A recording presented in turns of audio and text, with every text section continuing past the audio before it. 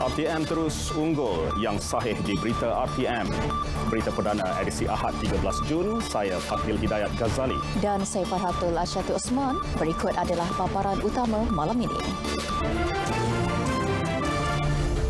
Pelan pemulihan negara dirangka, persiapan keluar dari pandemik.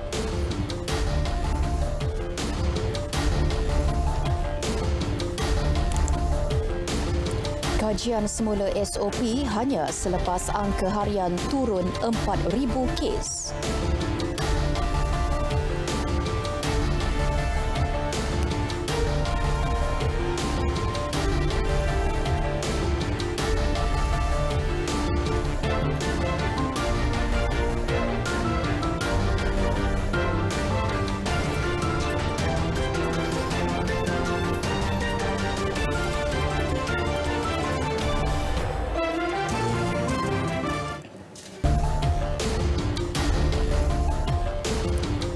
Assalamualaikum, salam sejahtera. Pelan pemulihan negara sedang dirangka sebagai persiapan negara keluar daripada pandemik COVID-19. Menurut Perdana Menteri Tan Sri Muhyiddin Yassin, ia bakal dimuktamadkan dalam masa terdekat. Saya nak jelaskan juga bahawa kita sekarang ini dalam peringkat menggubal dan merangka plan exit ataupun plan pemulihan negara. Apa maknanya? Iaitu untuk membuat persiapan-persiapan supaya negara kita akan terkeluar daripada pandemik ini dalam satu peringkat yang bermunasabah berdasarkan pada data, sains, segala persiapan yang kita sudah buat baik dari sudut menguruskan COVID, menguruskan ekonomi, vaksinasi dan semuanya. Dan ini akan kita bentangkan mungkin dalam seminggu ke hadapan kepada Majlis Keselamatan Negara. Pelan itu nanti bakal merangkumi strategi kesihatan awam dan vaksinasi. Beliau meninjau program vaksinasi bergerak MyMedic at wilayah di Ibu Negara. Semua prosedur operasi standard SOP Perintah Kawalan Pergerakan PKP 3.0 akan dikaji semula selepas angka COVID-19 negara turun kepada 4,000 kes sehari. Kajian semula itu bukan untuk menamatkan PKP 3.0 tetapi bagi melonggarkan sedikit SOP sedia ada. Menteri Kanan Pertahanan Datuk Seri Ismail Sabri Yaakob menjelaskan kesan PKP 3.0 hanya dapat dilihat selepas 14 hari pelaksanaannya sejak 1 Jun lalu.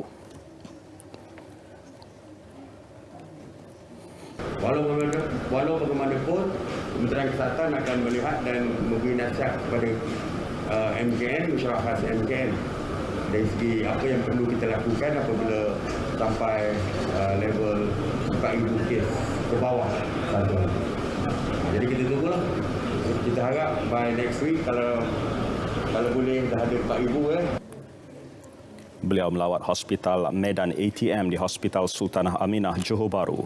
Sementara itu, satu mesyuarat perancangan untuk menamatkan PKP secara keseluruhan akan dibuat selepas negara mencapai sekurang-kurangnya 60% imuniti kelompok menerusi program imunisasi COVID-19 kebangsaan.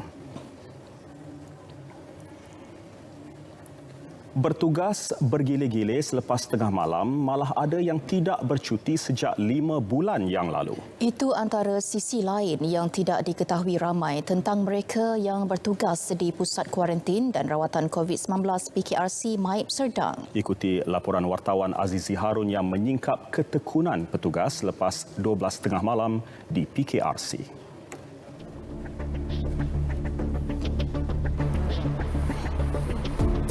Pukul 2 pagi di PKRC Maib Serdang, Selangor.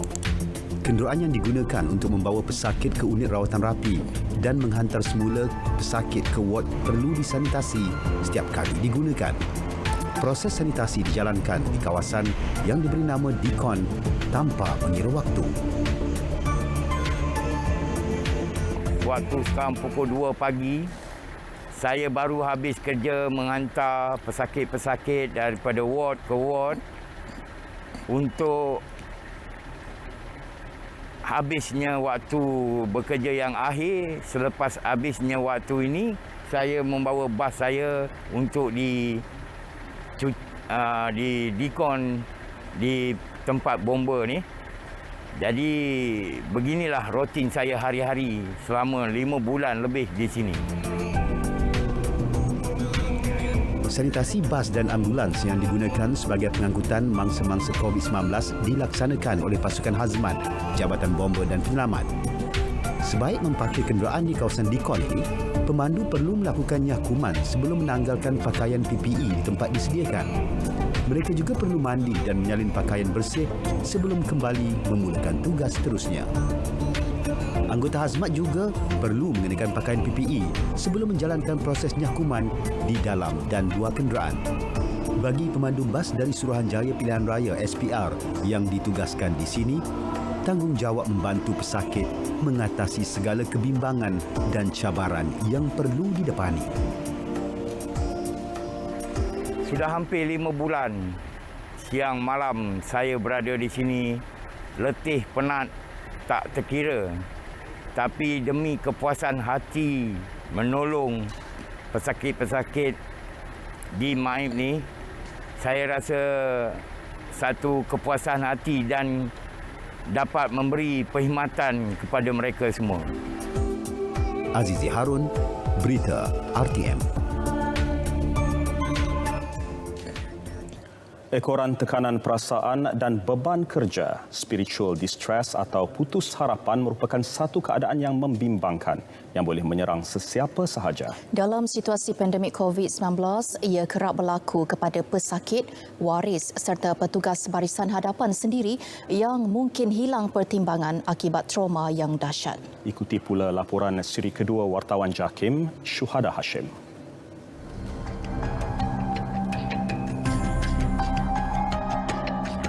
Sejak Hospital Sungai Buloh menjadi Hospital COVID-19 secara menyeluruh, kesemua petugas wad menggalas tanggungjawab untuk memberi rawatan khusus kepada pesakit pandemik tersebut. Berhadapan cabaran berbeza saban hari, terutama di wad kritikal COVID-19, petugas sering bersama pada saat-saat akhir pesakit ketika sakaratul maut. Bila last moment tu, bukan family yang ada kat tepi dia. Biasa jururawat kan. So, rasa sedih lah kan. Bila diorang video call tu pun kadang kita akan ikut emosi, nangis sekali. Bila dia tak dapat selamatkan tu, lagi sedih lah. Family tengok dia waktu dia dah tak ada kan. Malah ketika melaksanakan amanah, ada kalangan petugas kesihatan dijangkiti COVID-19. Lebih membimbangkan andainya mereka mengalami tekanan yang berat. Bila kita tak tahu perasaan dia macam mana sebab dia pernah kena COVID kan. So jadinya dia memang datang dengan berpeluh, lepas tu dia main tangan dia. Saya pun susah hati. Lepas tu saya kata, apa kata kalau saya refer awak dekat unit spiritual. Dia kata, boleh sister. Dia kata, saya nak. Dia kata, dah lama-lama sekarang ni bila dah lama dia dah okey. Dia dah boleh bekerja, dia dah boleh semualah. Penjagaan kesihatan spiritual adalah sama penting dengan penjagaan kesihatan fizikal dan juga mental, baik bagi petugas barisan hadapan maupun bagi para pesakit. Penjagaan ketiga-tiga elemen ini adalah perlu bagi melawan dan mendepani virus jahat COVID-19. Tetapi kenapa penjagaan spiritual itu menjadi tunjang kepada tiga-tiga elemen ini? Dalam menghadapi situasi yang genting ataupun kita panggil traumatic event, yang mana aspek spirituality yang dimaksudkan ini adalah selalunya dihubungkan ataupun ditujukan kepada peranan Tuhan ataupun satu kuasa yang lebih tinggi daripada manusia.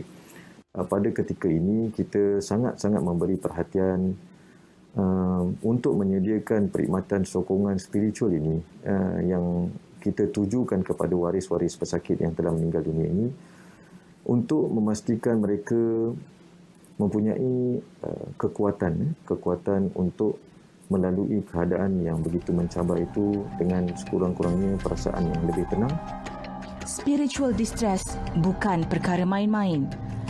Jika tidak dibantu, ada yang melakukan tindakan luar kawalan seperti mencederakan diri dan orang lain. Ada juga yang sanggup membunuh diri selepas disahkan positif COVID-19 kerana terlalu takut dan tidak sanggup berhadapan dengan masyarakat.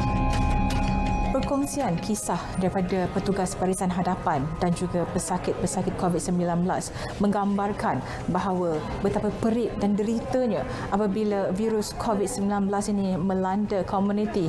Jaga diri, jaga keluarga. Duduk di rumah, jangan ke mana-mana. Pesanan itu mungkin kedengaran remeh, tetapi ia penting. Ia akan memberi impak yang besar kepada negara untuk memulihkan negara kita daripada wabak jahat ini. Ingat, satu saja.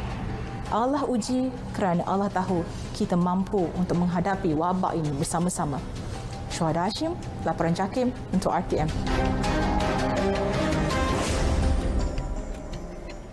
Hospital Medan ATM di Hospital Sultanah Aminah HSA Johor Bahru akan mula beroperasi Khamis ini. Hospital Medan ke-6 di negara ini dibuka susulan situasi COVID-19 di Johor yang meruncing selain kapasiti pesakit yang meningkat. Menteri Kanan Pertahanan Datuk Seri Ismail Sabri Yaakob berkata, Hospital Medan HSA akan menempatkan pesakit COVID-19 kategori 3 dan 4. Ia memuatkan 60 katil dan 4 katil unit rawatan rapi ICU. Seperti yang saya sebutkan, kita bersedia untuk kalau diberikan pelantikan secara kontrak untuk fasa pertama, kita sediakan 30 doktor dan 100 paramedik daripada Angkatan Tentera untuk kita ada agreement peralatan. Kalau bajet itu kita perolehi, kita boleh tambah 6 lagi hospital Medan jika diperlukan. Jadi kita sentiasa berbincang dengan Kementerian Kesihatan. Sebelum ini, Hospital Medan telah dibuka di 5 lokasi lain iaitu di Maib Serdang, Selangor, Tawau, Sabah, Penjara Pokok Sena, Kedah, Kapit, Sarawak dan di Hospital Kepala Batas, Pulau Pinang. Kes harian baharu COVID-19 dan kes kematian menunjukkan penurunan lagi hari ini. Sebanyak 5,304 kes direkodkan berbanding semalam 5,793 kes dengan 64 kematian. Selangor masih tertinggi dengan 1,973 kes, diikuti Sarawak 544 dan Kuala Lumpur 462. Berikut statistik harian COVID-19 dalam negara diikuti jumlah kes mengikut negeri.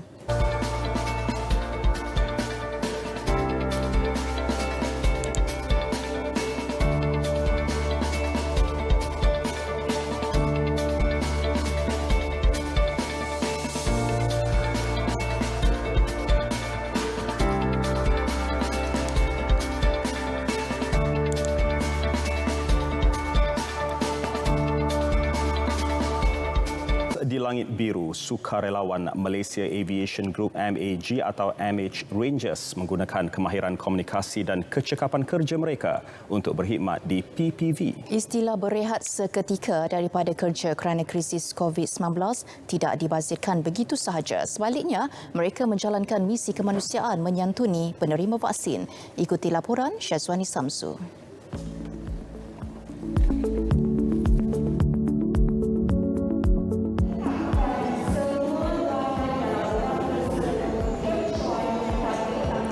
Lagak mereka seakan membuat pengumuman dalam pesawat.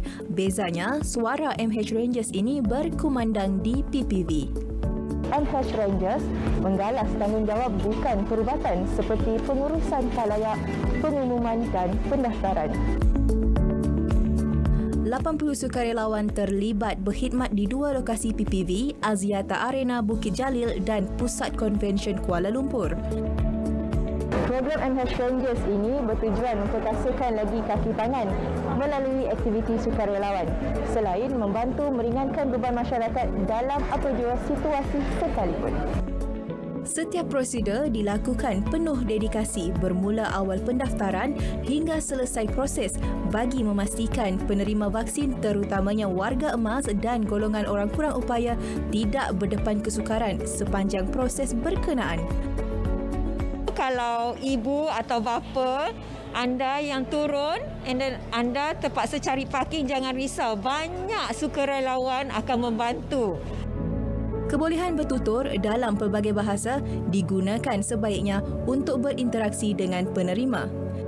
Kita ada pergi tempat-tempat yang macam Jepun dan Korea, ada bahasa yang kita boleh bertutur sedikit. Macam greeting tu, like selamat pagi, ohayo macam tu. So buat yang public or the foreigner macam quite comfortable lah. Sebab apa yang kita lakukan di dalam penerbangan, bila kita practice di sini is tak payah fikir banyak. Bagi MH Rangers, krisis sejagat yang pertama kali dalam sejarah ini menghadiahkan mereka peluang istimewa. Especially yang senior citizen. Lepas tu yang paling saya suka sebab bila kita do something nice dekat dorang really appreciate tau. Dorang cakap thank you, dorang cakap goodbye. Macam best lah tengok dorang balik happy. Yang paling I tak boleh lupa is tadi this one uncle. Dia datang sini, dia seorang, dia tak ada orang assist dia. So dia sangat appreciate bila kita tolong dia tau. Kita tolong dia sampai stage yang terakhir. Sampai dia rasa macam dia tak seorang lah. Ini pula reaksi penerima vaksin yang diberi layanan kelas pertama daripada para sukarelawan. Ini sangat mudah, cepat dan semua berjalan lancar lah. Staff pun semua okey, mesra. Memang daripada mula saya masuk tadi sampai akhir, sampai saya saya rasa pening sikit kan, dia buat rehat jumpa doktor. Alhamdulillah lah, semua jalan lancar. Budi ditabur tidak mengharapkan balasan. Sebaliknya, senyuman penerima sebaik urusan selesai sudah cukup memberi kepuasan kepada MH Rangers. Anda pramugari atau pramugara, doktor atau orang awam, walau siapa pun anda, mainkan peranan untuk melawan COVID-19. Sazwani Samsu, Berita RTM. Bermula bulan depan, seramai 200,000 individu disasar akan diberikan suntikan vaksin COVID-19 sehari. Sasaran itu selaras kemampuan para petugas dan penambahan pusat pemberian vaksin PPV berskala mega serta bekalan vaksin yang bakal diperoleh. Jelas Timbalan Menteri Sains, Teknologi dan Inovasi Datuk Ahmad Amzad Hashim, maklum balas berhubung program imunisasi kebangsaan COVID-19 yang diterima mutakhir ini sangat positif. Yang diambil oleh kerajaan bersabit dengan pembukaan lebih banyak PPV dan sekarang ni kita memperkenalkan PPV IPT. Semua sekali kita ada 19 PPV IPT yang kita sasarkan sebab dengan 19 ni kita jangka kita boleh melalui IPT saja lebih kurang 14,000 sehari suntikan. Mana dalam sebulan melalui IPT saja kita sasarkan kita dapat 430,000 lebih dalam sebulan. Dan inilah yang akan dibuat oleh kerajaan, sentiasa menambah dari segi kuantiti sehinggalah kita mencapai sasaran kita hujung tahun ini kita mencapai herd immunity sepenuhnya. Beliau mengulas perkara itu di PPV berskala mega Universiti Sultan Zainal Abidin Uniza Kampus Gong Di Ipoh Perak, selepas lebih 24 jam menerima suntikan vaksin COVID-19, wanita mengandung Nur Amalina Baharudin memaklumkan hanya mengalami rasa lenguh di lengan dan tidak mengalami demam atau sebarang alahan lain. Mereka grafik yang berusia 27 tahun dan hamil anak pertama 7 bulan itu menjadi individu ke-3 juta menerima suntikan vaksin melalui program imunisasi COVID-19 kebangsaan PICK. Nur Amalina yang ditemu bual secara maya menyifatkan pengambilan vaksin sangat penting bagi menjamin keselamatan diri dan masyarakat. Bagi saya, kalau you tak ambil, you lagi kena takutlah. Sebab kalau tak ambil tu, dia punya risiko dan kesan dia lagi teruk daripada you ambil vaksin. Kira saya tak cakaplah kalau ambil vaksin ni tak kena vaksin, tak kena COVID. Tapi akan kena, cuma mungkin simptom-simptomnya lebih berkuranglah daripada orang yang tak ambil langsung. Nasihatnya kepada ibu mengandung agar segera mendapatkan vaksin demi keselamatan diri dan anak yang dikandung. Semalam, Jawatankuasa Khas Jaminan Akses Bekalan Vaksin COVID-19 memaklumkan Nur Amalina menerima vaksin Comirnaty keluaran Pfizer-BioNTech di PPV Dewan Serbaguna Gerik, Hulu Perak selepas menjalani rundingan bersama doktor. Sebanyak 133,804 lagi dos vaksin COVID-19 diberikan di seluruh negara semalam. Ia merangkumi pemberian sebanyak 100,360 dos pertama dan 33,444 dos kedua. Secara keseluruhan, lebih 4.361 juta dos vaksin telah diberikan, dengan lebih 1.331 juta daripadanya telah melengkapkan penerimaan kedua dos. Berikut data harian vaksinasi COVID-19 mengikut negeri-negeri.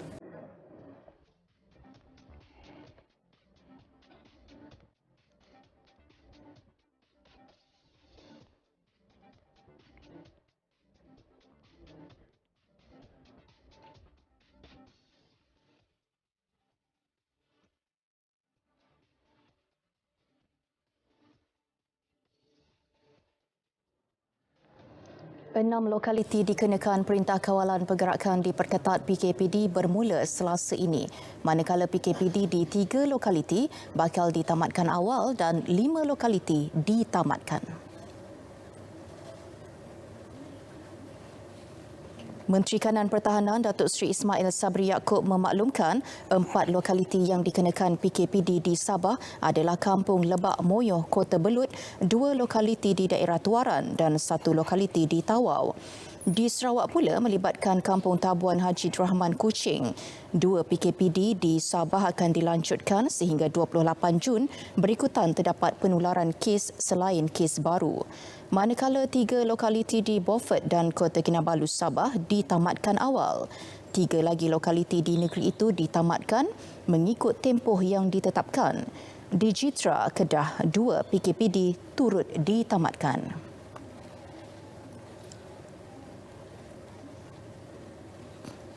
Sementara itu, masuk hari keempat Perintah Kawalan Pergerakan diperketat, suasana di sekitar Kampung Sungai Pencala, Kuala Lumpur kelihatan sepi.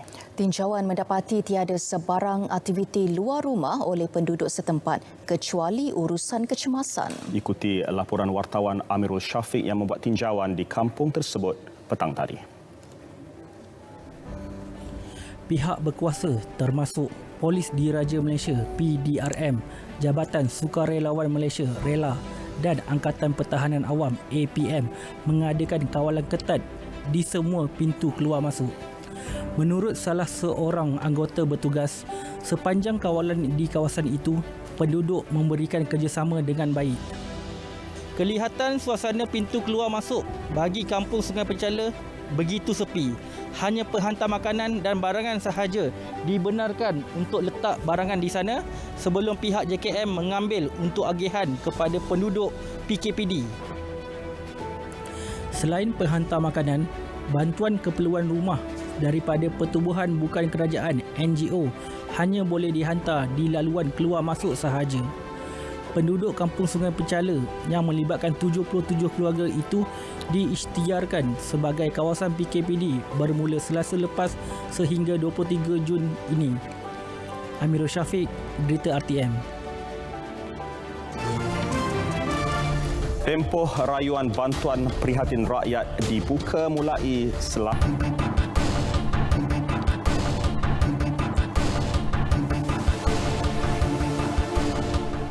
Tempoh rayuan bagi permohonan bantuan prihatin rakyat BPR akan dibuka mulai 15 hingga 30 Jun. Pemohon yang gagal dalam permohonan sebelum ini boleh mengemukakan dokumen rayuan untuk disemak semula Lembaga Hasil Dalam Negeri LHDN.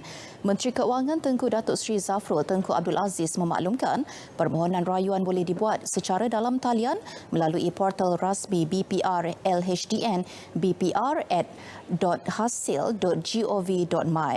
Manakala permohonan secara manual boleh dibuat di cawangan LHDN sama ada di Pusat Khidmat Hasil atau di Pusat Transformasi Bandar UTC berhampiran. Namun urusan dilakukan secara janji temu sahaja tertakluk SOP semasa kaunter perkhidmatan kerajaan. Dalam satu kenyataan, beliau menjelaskan pembayaran rayuan BPR pemohon yang layak akan dilakukan pada bulan Ogos. Ia melibatkan 2.1 bilion ringgit di bawah peruntukan BPR tambahan menerusi program Pemerkasa Plus. Sejumlah 4.6 bilion ringgit bantuan BPR telah disalurkan kepada 8.4 juta penerima B40 seluruh negara sehingga Mei tahun ini. Bayaran fasa 3 berjumlah 2.4 bilion ringgit pula akan dibuat pada September depan. Di sebalik kekangan Perintah Kawalan Pergerakan, masih ramai yang mampu menggunakan peluang itu untuk meraih pendapatan.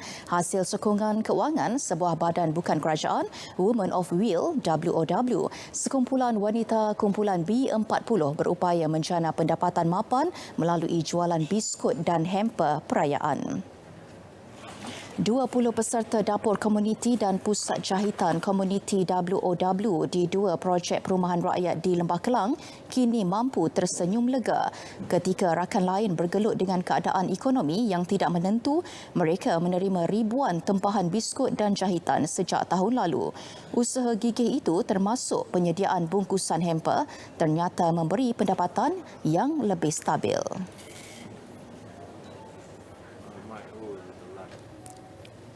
Baiklah, siaran berita perdana di TV1 berakhir di sini bagi memberi laluan kepada siaran langsung perlawanan bola sepak Euro 2020 England bertemu Croatia. Dan teruskan setia menonton berita perdana menerusi saluran berita RTM yang boleh diikuti melalui platform My Freeview saluran 123.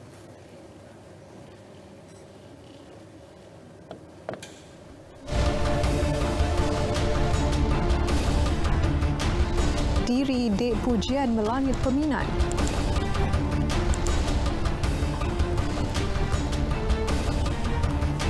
Belgium mudah lepasi halangan pertama kumpulan Euro 2020.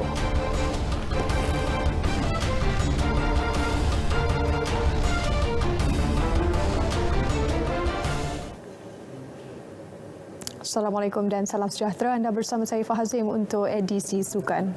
Sukan kita mulakan dengan perkembangan Harimau Melaya. Pemain sayap muda Arif Aiman Muhammad Hanafi meminta peminat tidak meletakkan harapan terlalu tinggi ke atas dirinya untuk aksi seterusnya menentang Thailand.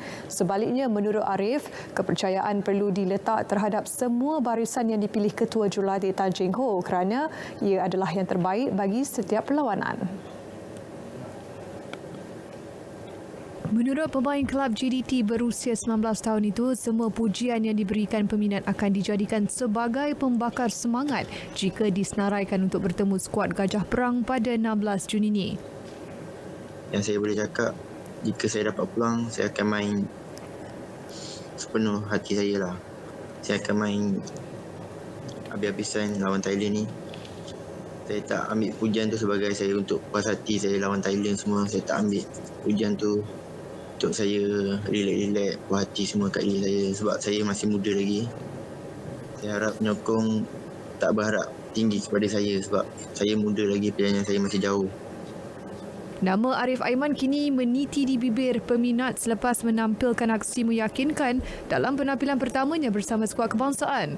Arif dimasukkan pada separuh masa kedua menggantikan Muhammadu Sumareh ketika pertemuan menentang Vietnam semalam yang berkesudahan Malaysia tewas 1-2. Malaysia kini di tangga keempat kumpulan G dengan 9 mata dan berpeluang melonjak ke tangga ketiga jika menang ke atas Thailand dalam aksi terakhir kumpulan.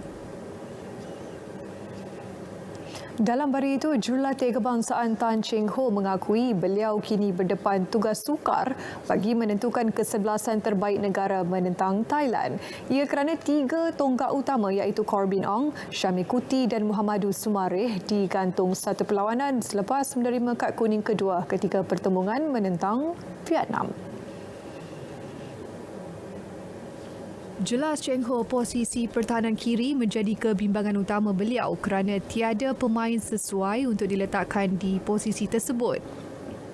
Dari segi kat kiri kita tahu Corbin dah memang regular dekat posisi tersebut, sedikit sebanyak boleh menjejaskan dalamnya dari segi pertahanan lah kerana kita tidak ada pemain yang pertahanan kiri yang diketengahkan, tetapi kita yakin pemain-pemain yang kita bawa ni mereka juga nakkan peluang bermain dan mereka juga akan diberi peluang untuk bermain untuk perlawanan Thailand ni, saya harap. Justeru beliau menggesa 3 pemain yang akan diberikan tugas mengisi kekosongan ditinggalkan Corbin, Syamir dan Sumareh dapat memberikan aksi terbaik menentang Thailand. Malaysia masih berpeluang meraih slot ke pusingan ketiga kelayakan Piala Asia 2023 jika menang ke atas Thailand untuk naik ke kedudukan ketiga kumpulan G. Perkembangan Tamasya Paralimpik Tokyo 2020 menjadi satu-satunya atlet sukan tenis kerusi roda yang layak mewakili Malaysia setakat ini. Abu Samah Borhan mengharapkan ada peluang untuknya menyertai 3 siri kejohanan antarabangsa bulan depan. Menurutnya, ia merupakan peluang untuk memperbaiki kedudukan sebagai persiapan untuk menjejaki kaki ke Tokyo, Jepun, Ogos nanti. Sebelum ini, Persatuan Tenis Kerusi Roda Malaysia WTM merancang untuk menghantar Abu Samah dan seorang lagi atlet, Muhammad Yushazwan Yusof, untuk menyertai 3 siri pertandingan antarabangsa iaitu Terbuka Switzerland, Terbuka British dan Kejohanan Nottingham Future pada Julai nanti. Ini merupakan peluang buat Abu Samah dan Yushazwan memperbaiki ranking masing-masing. Ini kerana disebabkan pandemik COVID-19, Persekutuan Tenis Antarabangsa ITF telah menetapkan peraturan baharu iaitu semua mata ranking dibekukan bermula 2019 hingga 6 Jun. So, selepas daripada 6 Jun ni, kemungkinan besar saya punya point akan jatuh lah, akan bergejak. Tapi itu tidak mengganggu proses untuk keputusan yang saya layak secara merit itulah. Berada di ranking ke-40 dunia, Abu Samah kekal optimis dan yakin mampu menghadapi Tamasya Paralimpik. Saya harapkan kali ini di Paralimpik Tokyo, saya nak sasarkan saya bermain lebih daripada pusingan pertama lah. Sekiranya diberi peluang dan keizinan oleh Allah SWT, saya nak bermain lebih daripada second round, mungkin third round. Tapi bergantung kepada situasi dan juga draw tu sendirilah. Kalau first round dapat elak daripada jumpa top 8 in the world, mungkin saya boleh pergi lebih jauh lah. Abu Samah yang kini mengumpul 608 mata berjaya menempas slot ke Paralimpik Tokyo 2020 secara merit. Tamasya tersebut akan berlangsung pada 24 Ogos hingga 5 September 2021. Wakil Tunggal Negara dalam saingan CEV Moto3 Remaja Dunia Sharifuddin Azman mencipta kejayaan sensasi selepas memenangi perlumbaan pertama di Litar Catalunya, Spanyol. Kejayaan itu menjadikannya sebagai pelumba kedua dari Malaysia memenangi kejuaraan CEV selepas Hafiz Shahrin Abdullah melakukannya dalam saingan Moto2 pada 2017. Memulakan perlumbaan di kedudukan ke-10, Sharifuddin berjaya menampilkan aksi tunggangan konsisten untuk menempatkan diri dalam kelompok 7 pelumba hadapan. Pelumba pasukan SIC Racing itu pada satu ketika bersaing rapat bersama pelumba Aspar Junior Team Scott James Ogden. Insiden yang melibatkan pendahulu perlumbaan Mario Suryo Aji dan Daniel Munoz di selekor terakhir memberi peluang untuk Sharifuddin memimpin perlumbaan hingga penamat. Pelumba berusia 19 tahun itu melintasi garisan penamat dengan catatan masa keseluruhan 29 minit 32.553 saat 0.162 saat di hadapan David Munoz dari pasukan Avatel Cardoso Racing di tempat kedua.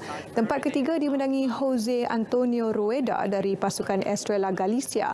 Sharifuddin kini di tangga ke-6 dalam kedudukan keseluruhan pelumba dengan 31 mata, 57 mata di belakang pendahulu Daniel Holgado. Renang terbuka Malaysia selepas menewaskan Wilson Sim dalam acara 400 meter gaya bebas lelaki beberapa hari lalu, Kiu Ho Yan sekali lagi melakukan perkara yang sama. Kali ini dalam saingan 200 meter gaya bebas lelaki. Ho Yan 19 tahun muncul juara dengan catatan 1 minit 49.38 saat meninggalkan Wilson di tempat kedua dengan catatan masa 1 minit 50.64 saat. Tempat ketiga dimenangi Lo Zeng Yong dengan masa 1 minit 56.28 saat. Ho Yan semalam unggul memecah rekod kebangsaan berusia 23 tahun milik Alex Lim Keng Liat dalam acara 200 meter kuat lentang dengan catatan masa 2 minit 0.80 saat. Dia memadam rekod lama dicipta Alex Lim Keng Liat ketika memenangi pingat perak di Sukan Asia Bangkok 1998 dengan catatan masa 2 minit 00.94 saat. Sementara itu bagi acara 800 meter, Ho Yan yang merupakan peserta tunggal menamatkan saingan dengan masa keseluruhan 8 minit 06.00 saat.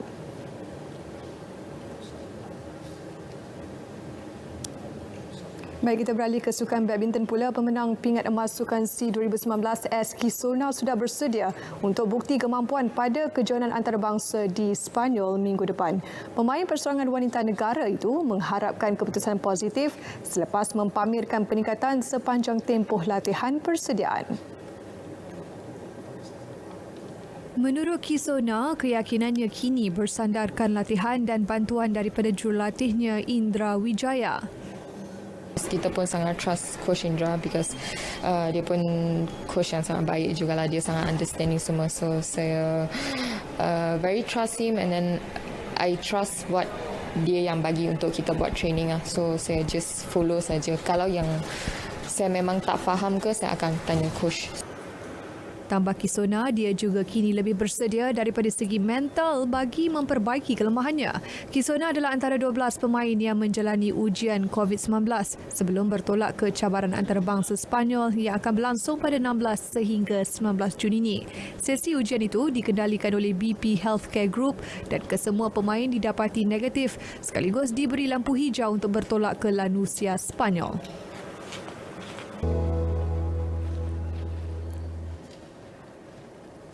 Assalamualaikum dan salam sejahtera.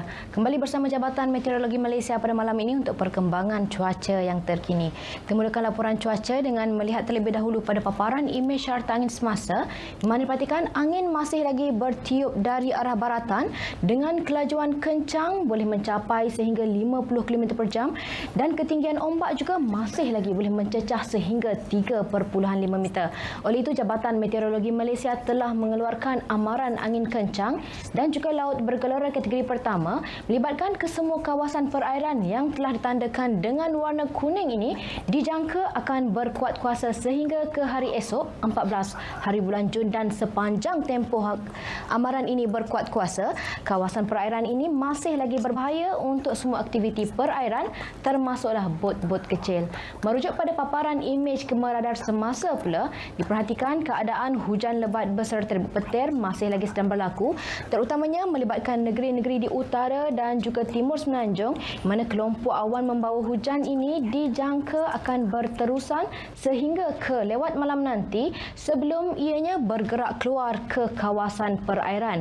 Untuk negeri Sabah dan juga Sarawak pula, diperhatikan keadaan hujan lebat beserta petir ketika ini lebih tertumpu melibatkan bahagian Seri Aman negeri Sarawak, dijangkakan akan bergerak ke arah baratan dalam tempoh 1 ke 2 jam sahaja lagi.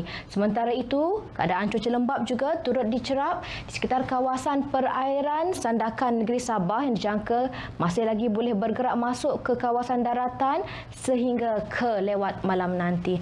Baik, ini sahaja ramalan cuaca yang dapat saya kongsikan pada malam ini. Untuk mendapatkan maklumat cuaca yang lebih terperinci, anda boleh layari laman sesawang kami di www.met.gov.my atau menerusi laman sosial media kami seperti yang telah tertera di sini. Sekian dahulu dari Jabatan Meteorologi Malaysia. Saya Atikah Marzia. Assalamualaikum dan salam sejahtera.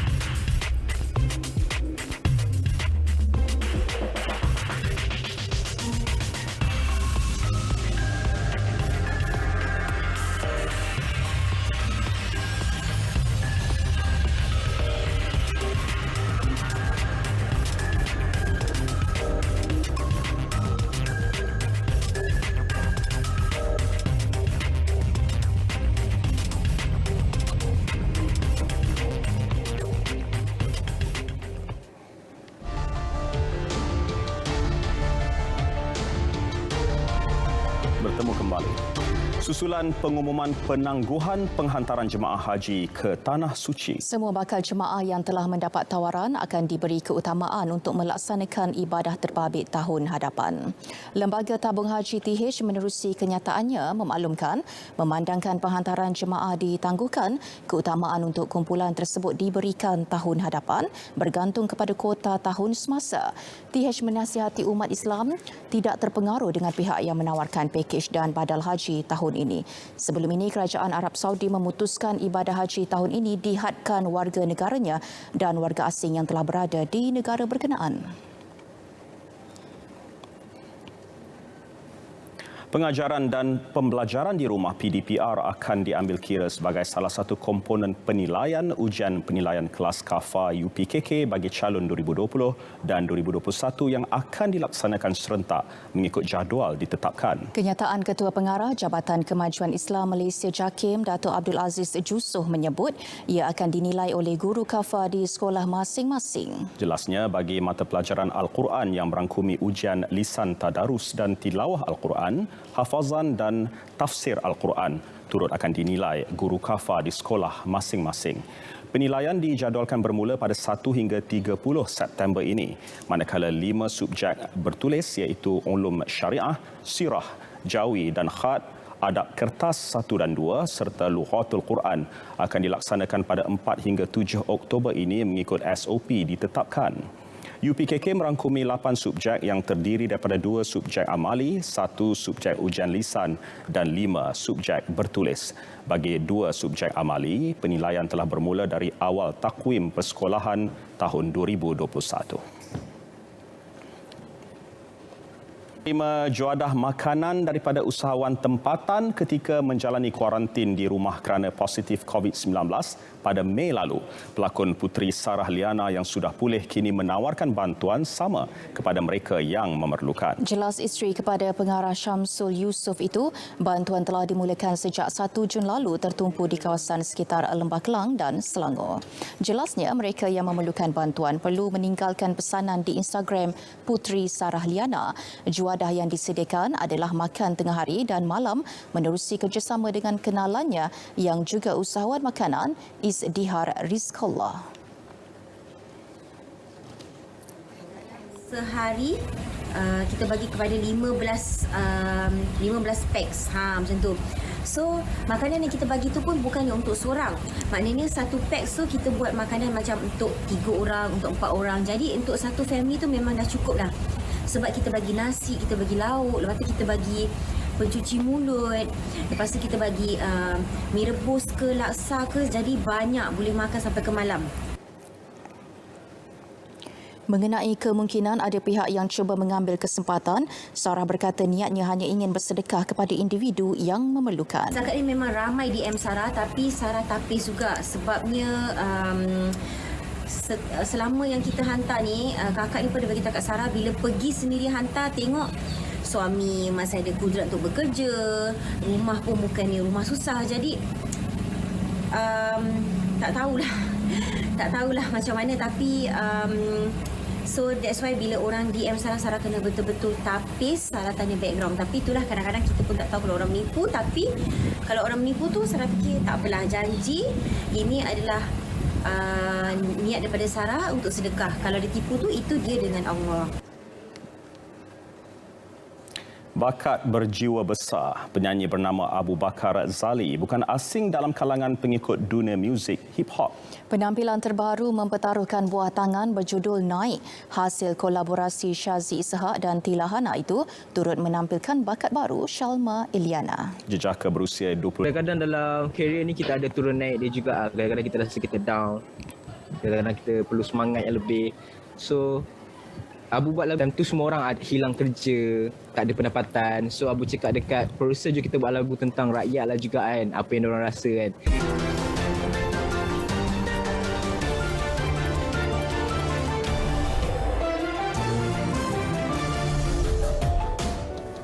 Baru-baru ini tular di aplikasi TikTok video kelincahan seorang lelaki warga emas bermain pingpong dengan beberapa pesakit lain di pusat kuarantin COVID-19. Malah ramai yang kagum dengan kecergasan dan tenaganya yang setanding orang muda. Nur Atika Arsad berkata video yang sudah meraih lebih 151,000 jumlah tontonan itu dimuat naik bagi melepaskan rindu kepada bapanya Arsad Omar. Atika dari Podiksen Negeri Sembilan turut terharu dengan doa-doa netizen untuk kesihatan kedua orang tuanya. Pelik tapi benar, sebuah syarikat di Jepun melancarkan pelitup muka berbentuk melon pan yang cukup popular dalam kalangan masyarakat Jepun sebagai snack. Peliknya, produk itu diluluskan lembaga ujian pelitup muka yang mengesahkan mampu berfungsi seperti pelitup muka biasa. Produk eksklusif itu dijual pada harga Rp1,800 bersamaan RM67. Baiklah, berita perdana edisi Ahad 13 Jun berakhir di sini. Terus tenang dan waspada, terus patuhi SOP untuk memutuskan rantaian jangkitan COVID-19. Dan teruskan berdoa untuk keselamatan kita semua. Assalamualaikum. Dan salam sejahtera.